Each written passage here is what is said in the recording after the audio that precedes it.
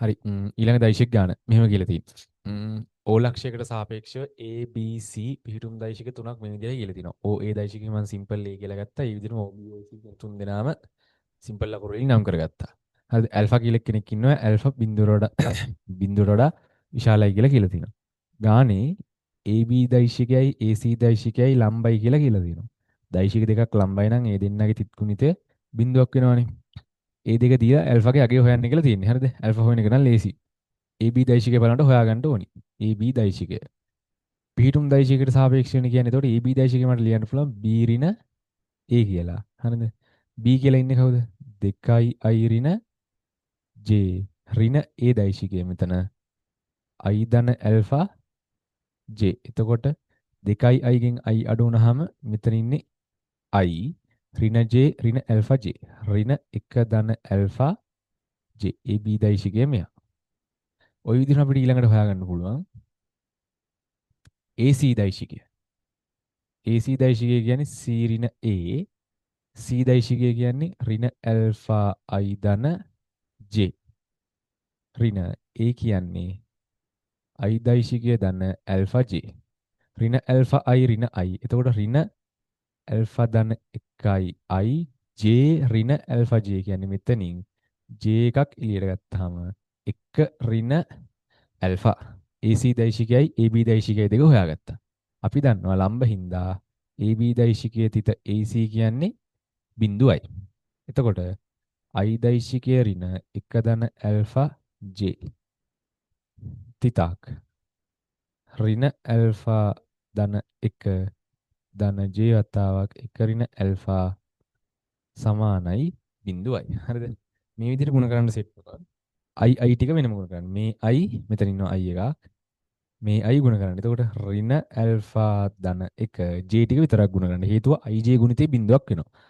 ඍණ 1 ධන ඇල්ෆා 1 ඍණ ඇල්ෆා සමානයි බිඳුවයි කියලා එනවා. හරිද?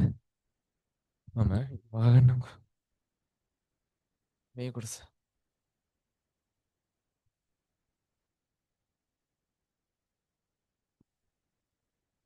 මෙයාගෙන් 1 ධන ඇල්ෆෙක් පොදුයිනේ. ඍණ 1 ධන ඇල්ෆෙක් පොදුයි. මම එයාව එළියට ගන්නවා. ඍණ 1 ධන ඇල්ෆෙක් පොදුයි. ඒතකොට මෙතන 1 ධන 1 ඍණ ඇල්ෆා සමානයි බිඳුවයි. ඇල්ෆා ධන 1 2 ඍණ ඇල්ෆා සමානයි බිඳුවයි. දැන් ඇල්ෆාට උත්තර දෙකක් එනවනේ. හැබැයි අපිට ගානේ කියලා ඇල්ෆා කෙනෙක් කෙනා බිඳුවට වඩා විශාලයි කියලා. ඒ හින්දා මෙන්න මේ කොටස හරිද ඇල්ෆා කියන එක්කෙනත් බිඳුවට වැඩි වෙලා මේකට තව ධන සංඛ්‍යාවකුත් එකතු වුනහම මෙයා කවදාවත් බිඳුවක් වෙන්න බෑනේ. ඒ කියන්නේ ඇල්ෆා ධන 1 අසමානයි බිඳුවයි. එම නිසා ඇල්ෆා සමානයි 2යි වෙනවා. හරිද? ඇල්ෆාගේ උත්තරේ 2යි කියලා එනවා. මූලික කැලේ ඉවරයි. ඊළඟට දැන් ඇල්ෆා 2යි කියලා ආවනේ. පැත්තෙන් අපි දාගමු. ඇල්ෆා 2යි කියලා එනවා. ඊළඟට ගානේ කියනවා AC කියන රේඛාව හරියටම දෙකට මැදින් කැඩෙන තැන. මෙතන A නම් මෙතන C නම් මෙන්න මෙතන D කියන එක්කෙනා ඉන්නවා කියලා. හරිද? D ඉන්නවලු මේ දෙන්න හරියටම බෙදෙන තැන් දෙකේදී. අපෙන් අහනවා OD දෛශිකය හොයන්න කියලා. OD දෛශිකය හොයන්න කියලා. හරිද? දැන් සාමාන්‍ය ක්‍රමයට ගියොත් එහෙම ඕනනම් මෙතන O අරගෙන OA අරගෙන මේ විදිහට ගිය හැකි. එහෙම නැතුව දැන් මේ පිහිටුම් දෛශික කතන්දරේ ඉන්නේ. පිහිටුම් දෛශිකයේදී ඔයාලා පුරුදු වෙන්න මෙන්න මේක. ඉන්නේ A D C නේ. AD දෛශිකේ ඉන්නවා DC දෛශිකේ ඉන්නවා. එකට එක අනුපාතයෙන් බෙදෙනවා කියන්නේ. එතකොට අපිට ලියන්න පුළුවන් AD දෛශිකය සමානයි DC දෛශිකය. පිහිටුම් දෛශික වලට අනුව අපිට කියන්න පුළුවන් මෙන්න මෙහෙමයි. D ඍණ A සමානයි C ඍණ D කියලා.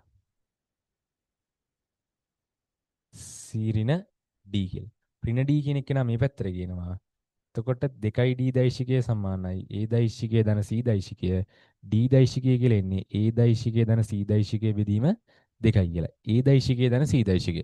A දෛශිකය කියන්නේ මෙයානේ. A දෛශිකය කියන්නේ I ධන ඇල්ෆා වෙනුවට ආවේ අපිට 2. 2යි J ධන C දෛශිකය කියන්නේ මෙයානේ. එතකොට මෙතන ඍණ ධන ඍණ 2යි I ධන J දෛශිකය සම්පූර්ණ එක බෙදීම 2. මෙයා තමයි සිම්පල් D දෛශිකය. ඒ කියන්නේ OD දෛශිකය. අපිට මෙයා සුළු කරන්න පුළුවන් මෙහෙම. I දෛශිකයයි ඍණ 2යි I කියන්නේ ඍණ I දෛශිකය. 2යි JJ කියන්නේ ධන 3j මෙයා දෙකේ ඉලක්කමෙන් අපිට මෙයා වෙන වෙනම බෙදා ගන්න පුළුවන්. මෙතනින් දෙකේ ඉලක්කමෙන් වෙන වෙනම බෙදාගත්තා. මෙයා තමයි OD දෛශිකය කියලා එන්නේ.